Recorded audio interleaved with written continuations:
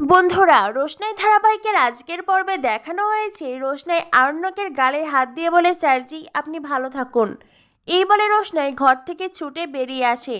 আরণ্যকও রোশনাইয়ের পিছনে ছুটে এসে বলে, রোশনাই। তখনই দমকা হাওয়ায় দরজা বন্ধ হয়ে যায়। আরণ্যক রোশনাই দরজার দুপাশে দাঁড়িয়ে দুজনেই কাঁদতে থাকে। কাঁদতে কাঁদতে রোশনাই নিজের ঘরে চলে আসে, আর এদিকে আরণ্যক নিজের ঘরের মেঝেতে বসে কাঁদতে থাকে। আরণ্যক মনে মনে বলে, রোশনাই আমি তোমাকে ছাড়া থাকতে পারবো না, কিছুতেই তোমাকে ছাড়া বাঁচতে পারবো না। অন্যদিকে রোশনাই নিজের ঘরে ছুটে এসে ঘরের দরজা বন্ধ করে দেয়। ঘরের দরজার সামনে মেঝেতে বসে রোশনাই কাঁদতে কাঁদতে বলে, স্যারজি আপনাকে ছাড়া আমি বাঁচতে পারবো না, কিছুতেই বাঁচতে পারবো না। তখনই রোশনাই মনে মনে ভেবে ওঠে, না না, এটা ভুল হচ্ছে, এটা ভুল ফিলিংস। এবারে রোশনাই আবারও কাঁদতে থাকে। এরপরে দেখানো হয় সকালবেলা রোশনাই অনেক কষ্টে নিজেকে সামলে নিয়েছে। ছোট আর রোশনাই দুজনেই নিচে নেমে আসে। রোশনাইয়ের হাতে ব্যাগ। রোশনাইয়ের যাওয়ার সময় হয়ে এসেছে। রোশনাই দাদু ঠাম্মিকে প্রণাম করে। ঠাম্মিকে প্রণাম করতেই ঠাম্মি বলেন, যেখানে যাচ্ছ সেখানে ভালোভাবে থেকো, নিজের একটা সংসার তৈরি করো, যাতে করে অন্যের সংসারে থাকতে না হয়। যেটা শুনে জাহ্নবী আরণ্যকের মা মিটমিট করে হাসতে থাকেন। আর অন্যদিকে আরণ্যকের দাদু রোশনাইকে বলেন, তোমার মতন মেয়েকে এই বাড়িতে কেউ চিনল না, এইটা একটা আফসোস। এরপরে রোশনাই দাদুকে প্রণাম করে মিনির সামনে আসতেই মিনি রোশনাইকে জড়িয়ে ধরে কাঁদতে থাকে।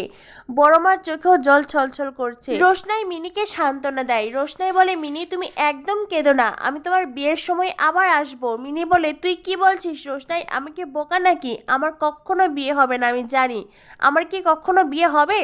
রোশনাই বলে, কে বলেছে মিনি তোমার বিয়ে হবে না? খুব ভালো বর পাবে তুমি, খুব ভালো একটা ছেলের সাথে তোমার বিয়ে হবে। মিনিকে তবু থামানো যাচ্ছে না। মিনি রোশনাইকে বলে, তুই কিছুতেই যেতে পারবি না, আমি তোর চটি লুকিয়ে রেখেছি।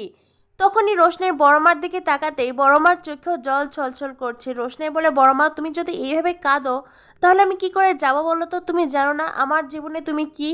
বড়মা বলেন, আমি জানি রোশনাই। রোশনাই বলে, বড়মা আমার মা নেই, আর এই বাড়িতে আসার পর আমি তোমার মাঝে আমার মায়ের ছায়া দেখতে পেয়েছি। তুমি আমার মায়ের মতন, আমি তোমাকে নিজের মা ভেবেছি। তুমি যদি এইভাবে কাঁদো তাহলে আমি কি করে যাই? বড়মা বলেন, মা কাঁদলে সন্তানের অমঙ্গল হয় রোশনাই, আমি কাঁদছি না। আরণ্যকের বাবা বলেন, এখানে এইসব কি নাটক হচ্ছে? ট্রেন তো মিস হয়ে যাবে। রোশনাই বলে, আপনার কাছে যেটা নাটক আমার কাছে সেটা জীবন মরণ। আমার জীবনের বাকিটা দিনগুলো হয়তো এই মুহূর্তগুলোকে নিয়েই কাটাতে হবে। তাই আপনি কোনো চিন্তা করবেন না, ট্রেন মিস হবে না। আজকে ট্রেন রোশনাইকে না নিয়ে কিছুতেই যাবে না। আর যদি ট্রেন মিস হয়েও যায় তাহলে রোশনাই এই বাড়িতে আর কখনো থাকবে না। এই বাড়ি ছেড়ে রোশনাই বরাবরের মতন চলে যাচ্ছে। তাই এই নিয়ে আপনাদের কোনো চিন্তা নেই। আরণ্যকের মা বলেন, মানুষের আসল পরিচয় কোথায় জানো তো? তার কথায়। তাই তুমি যে কথাটা দিয়েছ সেই কথাটা রেখো। জাহ্নবীও আরণ্যকের মায়ের কথায় সায় দেয়। রোশনাই বলে, জাহ্নবী দিদি, আমার মতন একজন গরিব অসহায় মেয়েকে তুমি ভয় কেন পাও বলতো? তোমার তো ভয় পাওয়া উচিত নয়। জাহ্নবীর মুখটা চুপসে যায়। তখনই সেখানে আরণ্যক আসে।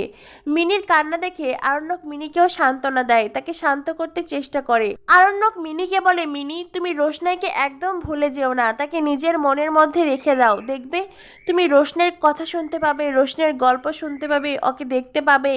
আরণ্যক নিজের মনের কথাগুলোই মিনিকে বলে। এরপরে দেখানো হয় রোশনাই আরণ্যকের বাবার সোজা একটুখানি দূরেই মাটিতে মাথা ঠেকিয়ে প্রণাম করে। আর যেটা দেখে আরণ্যকের বাবা অবাক হয়ে যায়। একজন মেয়েকে তারা এতটা অপমান করেছে, প্রতিনিয়ত এত কষ্ট দিয়েছে, তারপর সেই মেয়েটা এইভাবে প্রণাম করলো।